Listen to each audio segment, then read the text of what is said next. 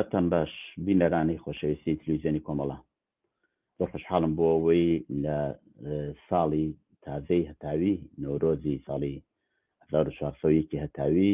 هەم لە خزمەتتانە لە پێشکەشکردنی بەرنامەیەکی تری دیالۆگدا. ئەمە یەکەمین بەرنامەی ئەو ساڵە کە پێشکەش بێ وازی دەکرێت لەسەر هەرو مۆزوعی نەورۆز و ساڵی تازە باسێکە بێ بکەین کە بۆنەی نەورۆز چۆن بەڕێوەچێت، چه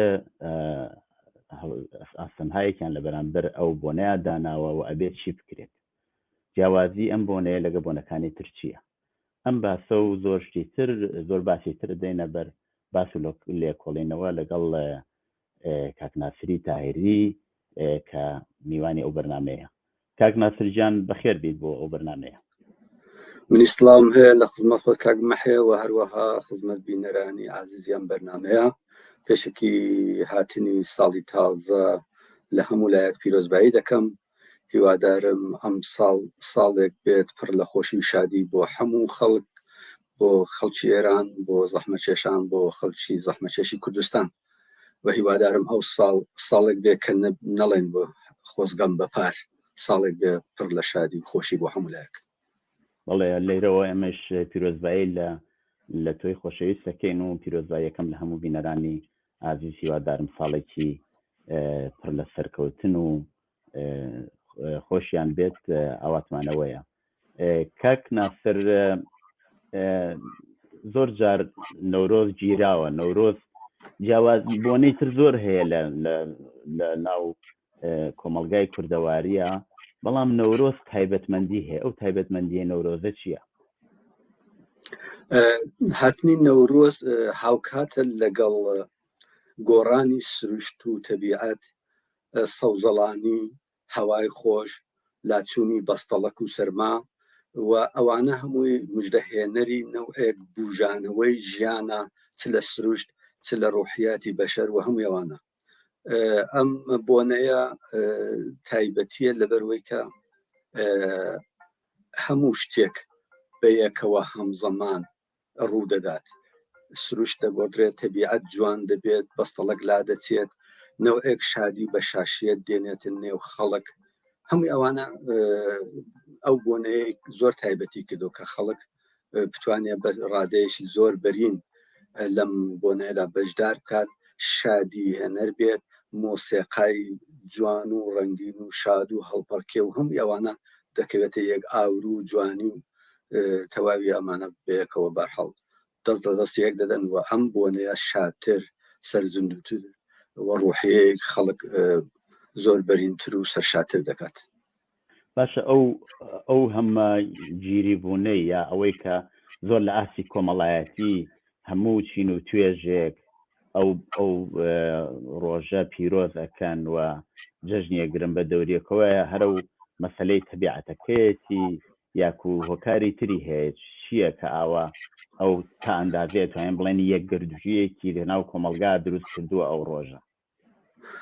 بە بڕای من ڕاستەکە یارەوەیە کە تەبیعەت بەشەر لەگەڵ تەبیعەت و لەگەڵ سروشتایە، کە وەختێک ئەوانە ئاڵو گۆڕیان پێدادێت خۆ بەخۆش لەسەر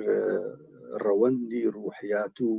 بوژانەوەی بەشەر تەسیری دەبێت. بەڵام خۆی ئەو بۆنەیە لە زەمانهای جۆرا و جۆردا بەرحەڵ شدەت و کەمی جۆراجۆری هەیە. فەرزکەن مەسەلەن لە شەرایەتی ئێستادا کە خەڵک لە ژێر حاکمیەتی جمهوری ئیسلامیدایە و دەگەڵ ڕژیمێک ڕوبەڕوون کە دژی هەمووی خۆشی و شادی خەڵکە،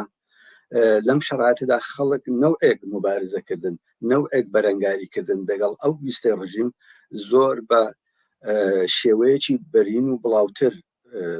دێبەنە پێشەوە. تو ئەگە چاو لێ بکەیت بەتایبەت لە ساڵانی دواییدا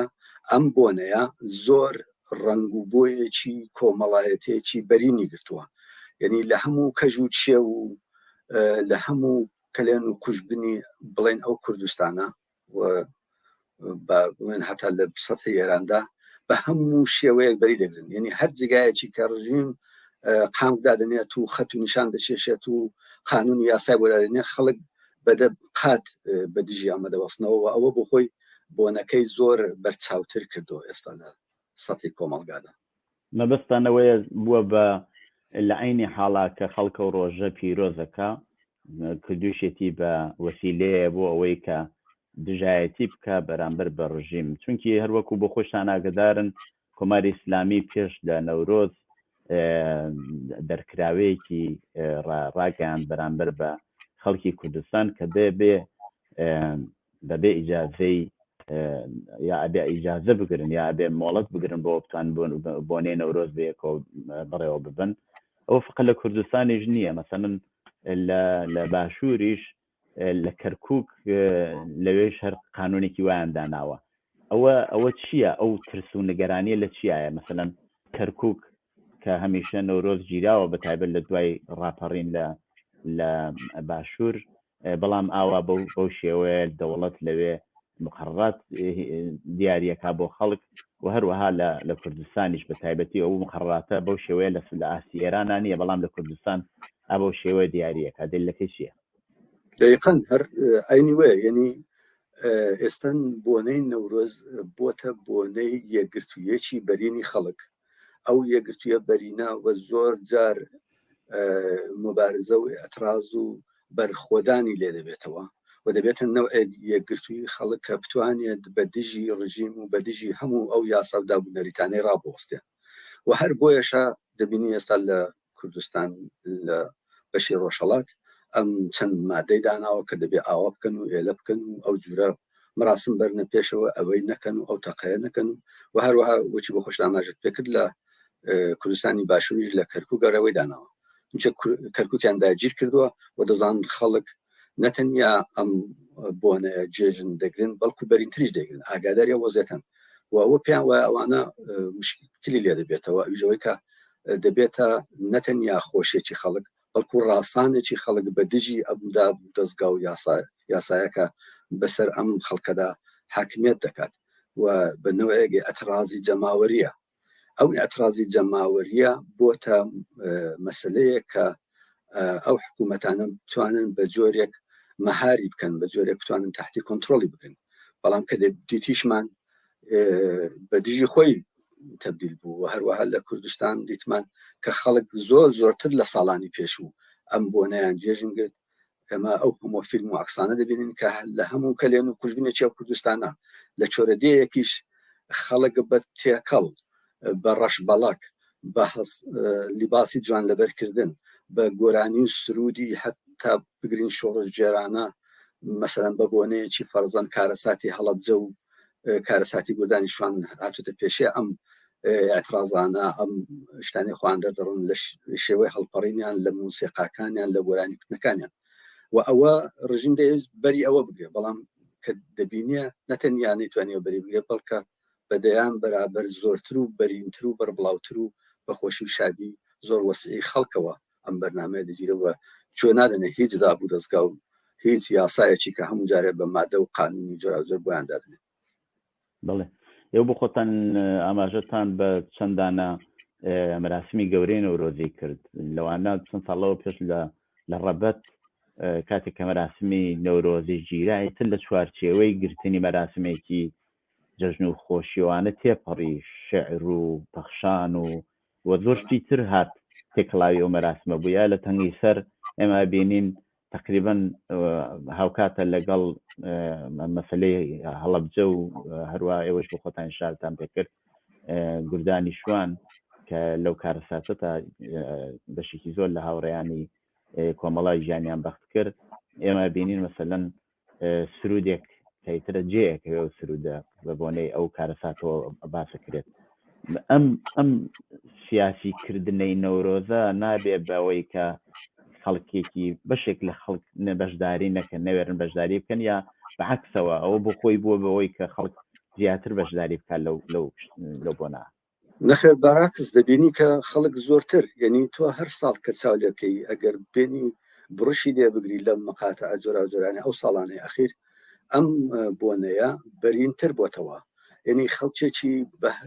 وەسیعتر لە سەتەی شار و شارۆچکە و دێهات و چۆرەدەیەکانی کوردستان بە گشتی دەیگرن و هاوبەستەجێکی زۆر بەرینیان بەوجود هێناوە و ئەوە نەیتوانیوە، ینی ڕژیم نەیتوانیوە بەربەستی ئەم ڕوودا بداتەوە و بۆیە هەموو ڕۆژێ قانون یاسا و هەڕەشەش دێنێتە گۆڕە ئەمەلەن دەبینێت خەڵک زۆرتر گرد دەگرن بۆەوەی کە ئەم بۆنەیە بگرن حتا ئەوەی کە ئەگەر لە مەسائلی سیاسیشدا زۆری پێوانە بێ پێوا بدەچێت جێژنەکە دەیگریا خۆت بە خودت بەرەوە دەشێشێکە بە جۆرێک بەرهەڵست بکاتەوە لە بەرابەر ئەم یاسایەدا بە جۆرێک نیشانی بدات کە من لەگەڵت نیم من سەردانامێنم بۆ ئەم یاسا و بۆ ئەمدا و قانونات و دەبینی ئێمە فیلمەکان دەبینی تر خۆشبەختانە ئێستا هەر یەک لەحسف هەر هەمان لەحسە ئەم شتانە کە ڕوودەدا فەورەن لە هەموو مێدیادا بڵاو دەبێتەوە و دەبینین کە چەندە خەڵک بەبەرینی بە کچ و کوڕ و جهێڵ و پیر و ئەوانە کە دێن لەم بۆنەیەدا بەشداری دەکەن و هەڵدەپڕن و شاد دەبن وە بە نەوعێک ناڕەزایەتی خۆیان بەم دەستگا و بە ڕژیمە دەردەبن وەوە دیارەگەر مەسەلەن خۆی ئەگە بڵێ نەورۆز شتێکی کۆمەڵایەتی و سیاسی نییە بەڵام لە شرایطێکی وەکو ڕژیمهایەکی وەک جمهوری ئیسلامیدا هەموو بۆنەیەک بڕنگ و بۆنی سیاسی بەخۆیە دەگرێت بۆی کام ڕژیمە دەگەڵ پایەیترین ژیانی خەڵک لە دژا لە پێکەنینی خەڵک دژایەتی دەکات لە خۆشحاڵبوونی خەڵک دژایەتی دەکات پێوە ئەدەبێ هەر ڕەش پۆشن و هەر لە خۆ بدەن و هەر بگرین و هەر باسی مردوو و ئەوانە بکەن خۆشی حرامە شادبوون حرامە کچ و کوڕبەیەکەوە هەڵپەڕن دەستێکدا حرامە و هەم ئەو خەڵکە بە هەموو جۆرە خەریکن دەگەڵ هەمووی بەندبەندی ئەم یاسایانە خەریکن دژایەتی دەکەن و بەرهەڵست ببنەوە و ئەوە خۆی بیان هەویانیان هەیە ڕنگ بۆیەکی سیاسی دەگرێت یعنی ئەتراز بەم ڕژیمە ئەتراز بەم دەستگایە ئەتراز بەم بۆ قوانین و یاساودا بوو نەریتانە پێویستە ئیشارەش بەوە بکەین کە لە هەموو چوار پاسکەی کوردستان هەم لە باشوور هەم لە باکوور بە تایبەت لە باکوور لە ئامێر چەند سەد هەزار نەفەر خەڵک بەشداری نەورۆزیان کرد لە ڕۆژاوا هەروەتر و ئەمە لە شەرایەتێکدایە کە دەوڵەت بەشێکی زۆر لە هەڵسوڕاوانی سیاسی لە باکوور خستۆتە زیندانەوە بەڵام دیسان دەرکەوتەوە کە ئەو بۆنەیە زۆر بە باشی چوە پێشەوە لە ڕۆژاواش ئەگەر ئێمە چاوی لێ بکەین سەر ڕای ئەو شرایەتی شەڕیە و ئەو شارێک کە دەوڵەتی تورکیا بۆ خەڵکی هێناوە و مەراسمانە هەر بەو شێوەیە کە پێویست بوو چوەتە پێشەوە و بە بەرینی چوەتە پێشەوە شتێکی تایبەتی ئەوی شەوەیە کاک ناسر هەربار لەم مۆزوعە دوایەچینە سەر مۆزوعێکی تر بەڵام مەسەلەکە ئەوە نییە فقەتەوە نەتەوەی کوردەکە ئەو بۆنەوە بڕێەوە بات مەسەلەن بۆ نمونە لە ڕۆژاوا خەڵکی تر نەتەوەی تر و حتا ئەوانەی کە ئاینێکی جیاوازیشیان هەیە لەم بۆنا زۆر بە گەرموگوڕی بەشداریەکەن ئەوە مەسەلەکەی چیەوە دیسان هەر ئەمانە بەیەکەوە ئەلکێنێتەوە و ئەو خەڵکە بەیەکەوە هاوبەستگیە یا هاوپشتێکی ئاوابەرینیان هەیەتەکەوە ڕاستەکەی تایبەتەکەی ئەوەیە کە بەتایبەت لە ڕۆژهەڵاتی ناوەڕاست ئەنواعی یاسا و دابوو بۆنە هەیە کە هەمویان بۆن و ڕەنجی مەسەبی هەیە هەمویان نەوعێک هیچی ڕەنجی شادی بەخۆیەوە نییە شاید دەکرێت بڵێن نەورۆز و ساڵی تازە بۆنەیەکە کە لەوێدا فقط شادی قسە دەکات فقط خۆشحاڵبوون قسە دەکات فقط هەڵپەڕین و گۆرانی کوتن و ئەوە قسە دەکات و ئەوە شتێکە کە لە خاوەرمیانەدا بە حسابە حرام حسابە و بە هەموو جۆرێک ئەم دەستگا دیکتاتۆرانی ئەم منتەقەیە دژایەتی دەگەڵ دەکەن و بۆیە نەتەوەکانی تریش کە ئەم خۆشیە بەرینە دەبینن یعنی پیان وایە دەبێت شتێک بێت کە بەئی خۆشیانی بزانن و بۆیە زۆر بەشدادم نەتەنیا لە سەطحی خاوەرمیانە ئێستا لە سەطحی وڵاتانی ئەوروپاشدا خەریکە ئەم بۆنەیە دەبێتە بۆنەیەکی تایبەتی و سەتی دەکەن لە ڕووداتایە کە لە تاریخدا دەقەومێت و لە ساڵاندا دەقەومەوە حتا دەبینین ئەم بۆنانە لەسەر مێدیا و تەلەڤیزیۆنەکانی خۆشیانە بڵاو دەکەنەوە یعنی ئەوە سەقامگیر بووە کە بۆنەیەکە لەگەڵ بوژانەوەی سروشت و لەگەڵ ڕۆیشتنی بەستەڵەک و سەرما لەگەڵ خۆی ئەم ڕوحەیە دێنێت کە خەڵک بەرەو ئازادی بەرەو ڕوحەیەی شاد بەرەو خۆشی بێت و ئەوە بە بڕوای من خەریکە هەرچی زۆرتر بەرین دەبێتەوە و لە چوارچێوەی نەتەوەییەکدا نامێنێتەوە و خەریکە خۆی بەرین دەکاتەوە تو دەبینی لە باکوور کە ئاماژەت پێکرد هەر ئەم شتە و ساڵانی پێش بەدەگمەن لە سەحێکی زۆر بچووکدا ئەم شتە دەگیرا ئێستا دەبینی وا بەگشتی و کۆمەڵایەتی لێ هاتۆتەوە خەڵکی یەک شار بە تێگڕایی گەن لەو شەقام و خەیابان و مەیدانانە هەڵدەپەڕن و ڕەش بەڵک دەگرن و گۆرانی دەڵێن و شادی دەڵێن و لە ئازادی قسە دەکەن ئەوە شتێکە کە حکوومەتی تورکیا ساڵهای ساڵ بیستی بە جۆرێک بەری بگرێ بەڵام هەر پێی نەکراوە کە دەبینە تازە بەرینتر و گەشەدارتریش بۆتەوە ئەوە دەستکەوتی ئەم خۆشیە ئەم بۆنەیە کە بەتایبەت لە ڕۆژهەڵاتی ناوەڕاستدا لەم نمونانە کەمن وەگەر هەشن زۆر لە سەحێکی مەحدود و بچووکدان و ئەم بۆنەیە توانیوەتی ئاوە گەشەی کۆمەڵایەتی پێ بگێتەوە کە خەڵکی تریش بەی خۆی بزانێ یعنی لە چوارچێوەی نەتەوەیەکدا بێتە دەرێ بێتە خۆشی هەموو خەڵک بە بڕوان بڵێ بەڵام ئەگەر ئەوە ئاوڕێک بدەینەوە لە مێژوو زۆر جارە بینین کە ئەم دەوڵەتانە دقیق لەو سەروبەندی نەورۆزە هەوڵیان داوە ئەو خۆشی خەڵکە بکەن بە شین بکەن بە ئاڤەتی ئەوە نەورۆزی خوێنەوی سنە کە یەکێک لەو نمونانەیە ئەوە هەڵەبجە و بمبارانی شیمیایی هەڵەبجە کە هەروەها بەشێک لە هاوڕانی گوردانی شوانیش هەر لەو بمباراندا گیانیان بەخت کردیسان ئەوە نمونەیەکێتی لە باکووریش بینیمان کە لە سەروبەندی نەورۆزە زۆر جار دەوڵەتی تورکیا هەوڵی داوە کە بەنەوەیەک ئەو خۆشی خەڵکە بکە بە شین و بیکا بە ئاڤەتی و ئەمە بۆچی مشخەسەن ئەیخەنە ئەو ڕۆژە و ئاوایان لەوێ وای لێ بکەن طبعا نمونەی تریش زگار زۆرەکە ئەلانە شاید ئشارە پێکردن لەو بەرنامەدا جۆر جێگەی نەبێ بەڵام زۆر جار هەوڵ دراوە لە ئەو وڵاتانە لەو سەروبەندەدا ئەو کار بکەن ئەوەی ڕاستی بێ بەڵگەیەک خۆ بەدەستەوە نیە بڵین ئەو بەڵگەیە کە مەسەڵەن فلانە ڕژیم فلانە حکوومەت لە مەسەڵەن وەتاغی فکری خۆیدا پلانی ڕشتووە کە بی هەبێت ڕاست لەم ڕۆژانەی وەختی نەورۆز کە ڕۆژی کاتی شادی و خۆشی ئەو خەڵکەیە بەرنامەی ڕشت و پلانیدا ڕشت کە ئەم ڕۆژانیان لێ بکاتە شین بەڵام هەمووی ڕووداوەکان نیشان دەدات کە بە تۆری واقع ئەم حکوومەتانە دروست دایان هەوێ ئەم ڕۆژانە ئەم خۆشانە لە خەڵک بکەنە شین و گریان و بە جۆرێک بیان هەوێ ئاسەواری ئەم خۆشانە دەنێ و خەڵک و کۆمەلگادا پاککەنەوە نێڵن و خەڵک حتا بترسێن لەوەی کە ئیتر مەسەلەن نەچن بەرەو پیریەوە بۆی کە ڕووداوێکی ناخۆش بەسەر خۆیان و بەسەر ئازیزانیاندا نەقومێن هەروەچی بۆ خۆش داماژت پێکە ڕووداوی نەورۆزی خێناویستە کارەساتی هەڵەبجە کارەساتی گوردانی شوان و کارەسات هەیە کە لە باکوور و لە حتا لە باشوور و لە هەموو شوێنانە قەوماوە هەموویوانە بە ئێمە نیشان دەدات بە جۆرێک هەتا ئەگەر پلانیشیدان ڕشرابێت بە جۆرێک کار کراوە بۆی کە ئەم بۆنەیە ئەم خۆشەیە لە خەڵک کەنە شین لە خەڵک کەنە گریان لە خەڵک کەنە سەرخۆشی سەرڕای هەمووی ئەوەش دیسان هەرسەر نەکەوتن هەڵەبجەیان قەوماند کارەساتی گوردانی شوانیان قەومان کارەساتی خوێناویستیان قەومان و زۆری دیکەش کە ئینسان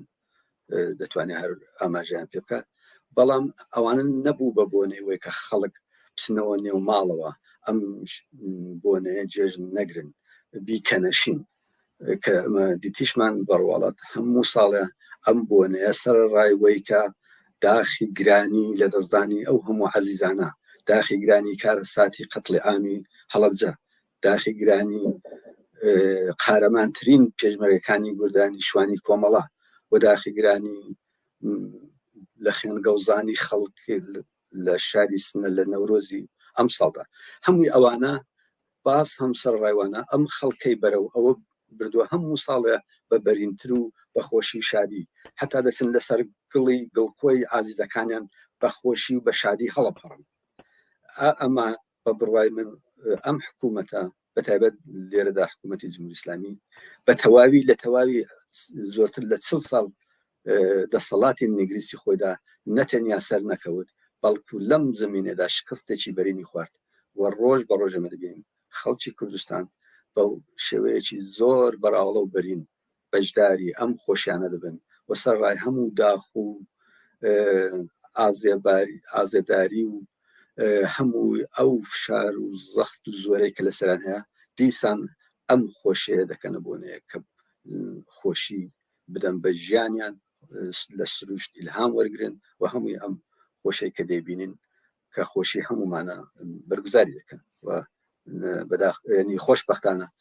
ئەم حکوومەتە نەیتوانی سەرکەوێت و ئەوە دەستکەوتێکە بۆ خەڵک بەتایبەت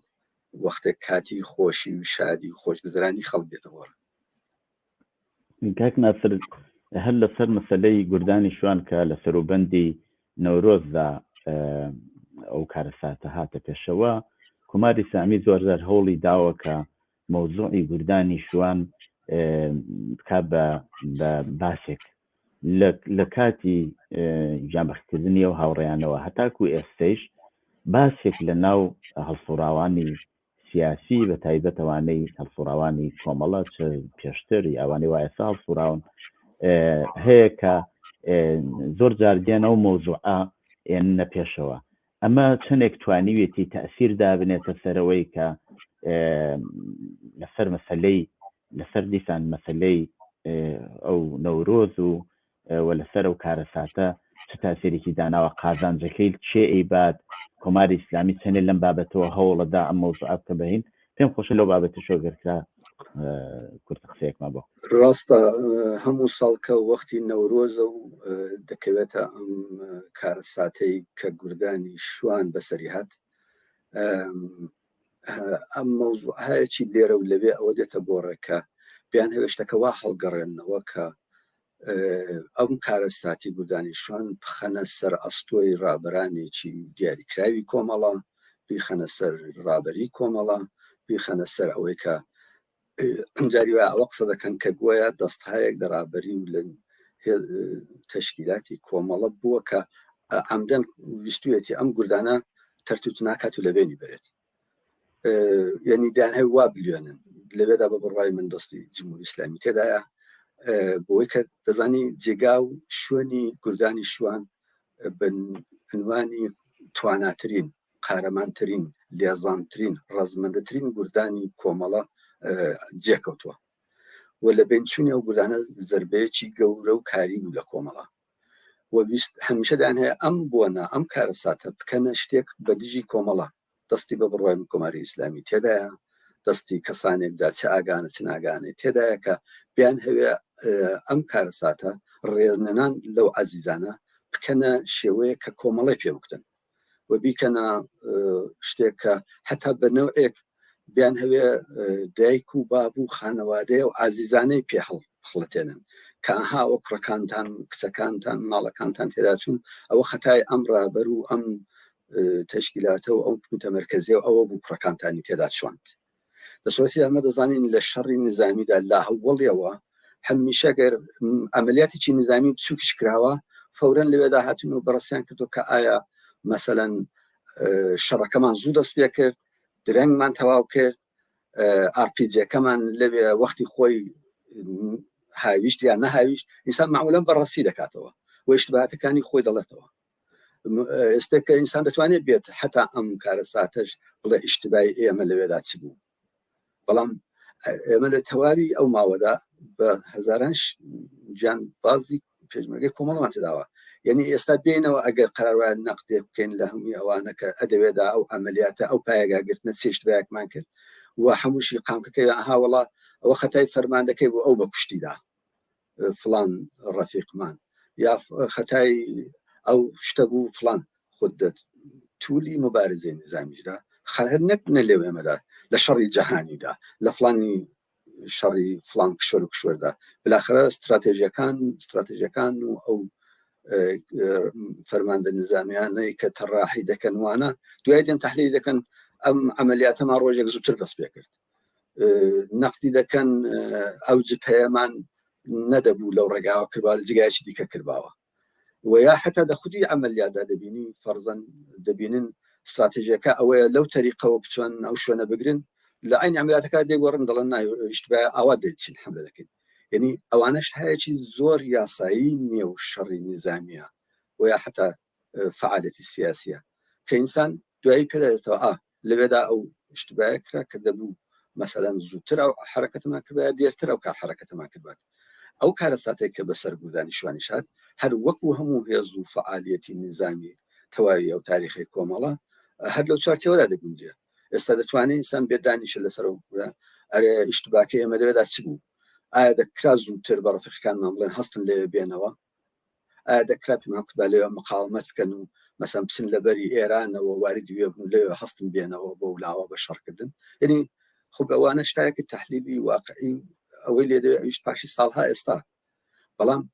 قامک لەسەر نان ئەوەی کە کەسێک منێک تۆیەک ڕابەرێک تەشکیلاتێک بکەی بە ئەوەی کە ئاواشی دەمێنن کە عەمدەن ویستویان ئەو کارەکەن و عەمدەن ئەو ڕەفیقانیان بەکوژداوە و ئەوە دەبێ لە دادگایی محاکەمە بکرێن و ئەوە دەبێ ئێلان لێ بکرێت فڵان لێ بکرێت ئەوەیە بە بڕوای من شکم نییە کە جمهوری ئیسلامی دەوری سەرەکی تێدا هەیە و بەعضێکی زۆر ئاگاهانەیە ناگاهانە بەم مەسەلەیە پەرە پێدەدەن و دایان ئەوێ لە باتی ڕێزگرتن لەم عەزیزانە و ڕێزگرتن لەو دایک و بابانە و دڵخۆشیدانەوەیان کە کوڕەکانیان دەڕێگای ئامانجێکدا گیانیان لەدەستداوە پسن دڵ ناخۆشیان کەن دڵ ساردیان کەنەوە کەوە تا منداڵەکانتان بەدەستی ئەوانە تیاچوو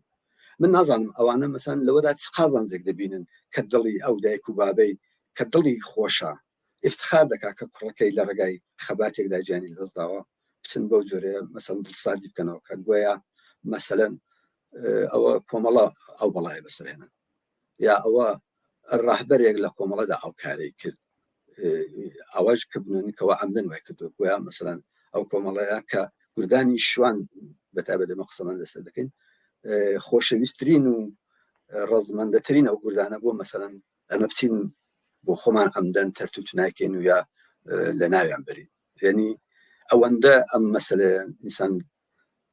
دعینی حاڵدا متەئەسف دەبێت ئەوەندەش خەندەدار و بێبنەمایە کە جاروایە دەبێت لێی گەڕی ئەو جەماعەتە دڵیان بەوە خۆشکەن کە ئایتر ئەو قسانە بکەن بەڵام بۆ ئێمە بە بڕوای من ئەم ڕۆژە ڕۆژێکە کارە ساتێکە باشترین و قارەمانترین کەسانمان لەدەستات و ڕێزی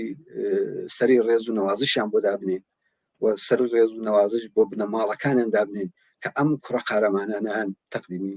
ئەم خەڵکە و ئەم شۆڕشەی کوردستان کرد. کاک ناسر هەم بۆ خۆشت و منیش لە ماوەی خەباتی پێشمەرگایەتیە زۆر جار تووشی شەڕ بووین و لە کاتی شەڕا زۆرێک لە هاوڕێیانی زۆر خۆشەویست و ئازیزمان و بگرە ئەندامی بناماڵەمان بەدەستاوە بەڵام ئەگەر لە بیرت بێ هەرو چەند سەعاتی ئەوەڵەیە کە وەختێ ئەو هاوڕێیانەمان ئەناشت یاک و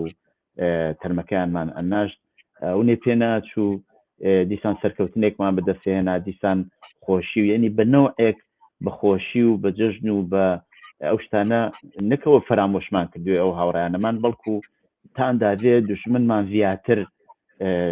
زیاتر چۆن بڵێم قین لە دڵەکەن ئەوەی کە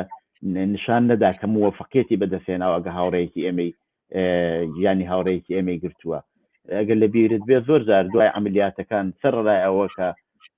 هاوڕێکمان لە دەستدا بەڵام ببینین زۆر زۆر سەریع ئەوەی پێ ناچوو کە خۆشی و بزە لە ناو هاوڕێیانە بوو جەژنی نەورۆزیش و دوای ئەو هەموو کارەساتە ئەبینین کە ئەوە لە ناو خەڵکی کوردستانیشە هەیە وانە دقیقاً ڕاست وایە ینی بۆ خۆت ئاماژەت پێکرد ئێمە لە شرایەتی چی ئەودەمدا بوون لە شرایەتی چی خەباتێکی چەکدارانە و خەباتێکی جەماوەری بوون لە کوردستان من بۆ خۆم لەگەڵ بووم کە ئەم ڕۆژە فلان ڕەفیقی عازیزمان ناشتووە بۆ بەیانەکەی لە هەڵپەرچەی فلان ڕەفیقێکی عازیزی دیکە کە زەماوەندی بۆ بەشدار بووین یعنی ئەم خەباتە ئەم مبارزەیە هەمووی ئەوانەی لەگەڵ بوو یعنی هەم غەم و پەژارەی لە دەستدانی عەزیزەکانمان هەم خۆشی و شادی زەماوەندێک یان خۆشیێکی عەزیزەکانمان ئەوانە هەموو بەشێک لەم خەبات و مبارزە بۆەوە ئەمە بردومانێت پێشە ئێمە ناتوانین ڕاوەستین بەوەی کە لە خەمی عەزیزەکانمان بیکەینە شین و ڕۆڕۆ ئەم هەر کامێک لە ئێمانەکە لەو ڕۆ دەستماندا بە خەباتە دامەن ناوە کە خۆشمان و عەزیزێکمان لەم ڕێگایەدا گیان دەدەستدات و ئەم خەباتە بەردەوام بێت بەڵام قەت ڕامان نەگرتەوەی کە لە خەمی عەزیزەکانماندا بە ساڵان خەمبار بین چێ ئەم ڕووداوە قەومەوە دەڵم ئەوڕۆ ڕەفیقمان دەناش سپێنێت لە شاوی هەڵپەرچەی عەزیزێکی دیکەماندا بەشدار دەبوون بە قەولی خۆت من و خۆشت هەر ئەندامانی بنەماڵەمان دەدەستداوە بەڵام ئاوان نەبووە بە ڕەشپۆش بین و تا ئاخری بە ساڵها بڵێن وەڵام بەشداری ناکەم هەر ئەو دەمی کە عەزیزی کەسی بنەماڵی خۆشمان دەستا بۆ هەفتەی دوای لە خۆشی شادی کەسی دیکەشدا بەشداریمان دەکرد ئەوە بەشێک لە منطقی مبارزە و خەباتی جەماوەری و چەکداری و ئەوانە و پێم وا بێ ئێستاش کە مەسەلەن ئەم کارە ساتە کە تا تاریخ دەمێنێت لە دڵی ئەم کۆمەلگادە دەمێنێت هەروە بەردەوامە و یادی عەزیزیان هەر ڕێز لێدەگیرێ بەڵام لە عینی کاتدا ئەم خۆشی و شادیانە ڕناوەستێ و دەبینین کە بە خۆشیەوە پەرەش دەستێنێت و زۆر زۆریش گوستەریش پێدا کردو لە کۆتاییە پێم خۆشە ئاخرین پرسیارم کەم بە بۆنەی نەورۆزەوە دیسان نەورۆز وتمان زۆر جار جەنبەی سیاسیشی پیا کردووە یعنی خەڵک بەنەوەی بۆ ئەوەی کە دشمن پیشان نەدا سەرکەوتنی بەدەستێناوە لەم بۆنەی نەورۆزە خۆشی و شایی و ئەوە زۆر جاری شعر و سرود و وانەی هێناوەتە ناو بۆنەکەیەوە هێزێکی سیاسی ئەرکی چییە لەم بابەتەوە و ئەبێ چی بکە بۆ بتوانێت ئەم بۆنەیە زیاتر ڕنگ و ڕواڵەتی سیاسی پێدایە بەجێ ڕنگ و ڕواڵەتی سیاسی پێدایە هەر لەو چوارچێوەی مەسەلەی کولتوری و نەورۆز و ساڵی تازەوانە بیهێڵێتەوە بە بڕوای من هەردووکیان بە بڕوای من ئەم خۆشیە ئەم شادی و ئەم بۆنەیە ئێمە خەباتەکەمان بۆ ئەوەیە کە خەڵک شاد بن کە خەڵک خۆشحاڵ بن کە خەڵک ئازاد بن کە خەڵک لە خۆشگوزەرانیدا بن کە وەختێک ئەسەن فەلسەفەی وجودی ڕێکخراوی ما ئەوەیە پس ناتوانین لەوە غافڵ بین کە دە هەموو بۆنە و خۆشە و شادیە و خەڵکەدا نەتەنیا بەشدار بین بەڵکو هاندەریشی بین بەڵکو تەبلیغیشی بۆ بکەین بەڵکو ڕادیۆ و مێدیا و هەموو شتێکمان دە خزمەتیدا بەکاربێنین ئەوە بەشێکی ئەوەی کە دەبێتە بەسلا جەنبەی سیاسی پێدا دەکات ئەوە نییە کە گویا ئێمە تحریکمان کردو کە جەنبەی سیاسی پێدا بکات حکوومەتێک ڕژیمێکی نگریس ڕژیمێکی دیکتاتۆر کە چکۆڵەترین داخواست و ویستەکانی خەڵکی کۆمەڵگای پێشێل دەکات لە بەرابەرەوەدا خەڵک خۆ بەخۆ دژایەتی دەکەن خەڵک خۆ ناچن بنووسن مەرگ بەر جمهوری ئیسلامی پێیان دەڵێن نابێ لە خۆشیدا بەشدار بن نابێ خۆشی بکەن دەڵێن خۆشی دەکەین و چاکتریشی دەکەین پێیان دەڵێن نابێ کچان ژنان سەریان ڕوودکەن سەریان ڕوود دەکەن و چاکتریشی دەکەن پێیان دەڵێن نابێ دەستیان وە دەستەیەکەوێ بە ڕەش بەڵک دەستیان دەستێکدا هەڵدەپەڕن و باشتریشی دەکەن و ئەوە خۆ بەخۆ بۆن و بەرانی سیاسی دەگرێت لەبەرێکە دەستگایەک بەریان پێدەگرێ خەڵکێک لە بەرابەری ڕاوەستن جا دیارە ئێمەش ئەرکی ئێمەش وەکو هێزێکی سیاسی کە دەنێەوە کۆمەڵگایداین دەبێت پەرەپێدانی هەرچی بێت هەموو خۆشی و شایی خەڵک بێ ئەوەی کە خەڵک بچێشین بەرە ئەوەی کە دەرگیری شەڕێکی ناخواستە و بێجێ بن و تووشی کوژن و بریندار بوون و ئەوە بن داعینی حاڵشدا دەبێت ئەم خەڵکە ئەم جورئەتێ پەیدا بکەن کە دژایەتی زۆرتر بکەن لە بەرابەر ئەم ناعەداڵەتی و زۆرە ملیەیە ئەم ڕژیمەدا بەرەنگاری بکەن و ئەوە شتێکە کە وەزیفەیە و لە هەرتێک بەرەدا هێزێکی سیاسی بتوانێت نەقش بازی بکات زۆر سپاس کاک ناسر بۆ بەشداری لەو بەرنامەیەدا کە توانیت لە خزمەت تا بین و زۆر سپاس بۆ بەشداریتان منیش سپاسی تۆ دەکەم کاک مەحمەد دیسانەکەش پیرۆزبایی ساڵی تازە لە هەموو عەزیزان دەکەم بە تایبەت لە خانەوادە و بنەماڵەی عەزیزانمان لە گوردانی شوان و هەموو خەڵکی شاری هەڵەبجە داعینی حاڵدا پیرۆزبایی ساڵی تازە لە تەواوی بنەماڵی گیانبەخت کوردوانی کوردستان دەکەم و هەموو عزیزانەی کە لە زیندانەکان و لە مەیدانە جۆراجۆرەکانی خەباتدا گیانیان لەدەستداوە و یا خەریکی مقاومەت و مبارزە و لە تحتی جێری ئەشکەنجەدان ڕێز و سڵاو و سەری تازیمدا دنیانم بۆ هەمووی و عزیزانە هیوادارم ئەو ساڵێک بێت عزیزانمان بەدڵێکی وشادە و سەرشادەوە سەرکەوتنی خەڵک بەسەر ئەم ڕژیمە دیکتاتۆراندا جێژم بگرن و هەمومان بچین بە یەکەوە شان بەشانی یەک گۆڕی مەزاری عزیزانمان قوربارانکەین. زۆر سپاس کاک ناسری تایری ئەندامی کمیتەی ناوەندی کۆمەڵە بۆ بەشداریت لەو بەرنامەیەدا. سپاس بۆ ئێوەش کاتێکی خۆش. زۆر سپاس. عزیزان بەو شێوەیە هاتینە کۆتایی بەرنامەی دیالۆگ هەتا دیالۆگی تر ڕۆژ و شەوێکی خۆشتان بۆ باوەتە خوازم و ماڵەوە.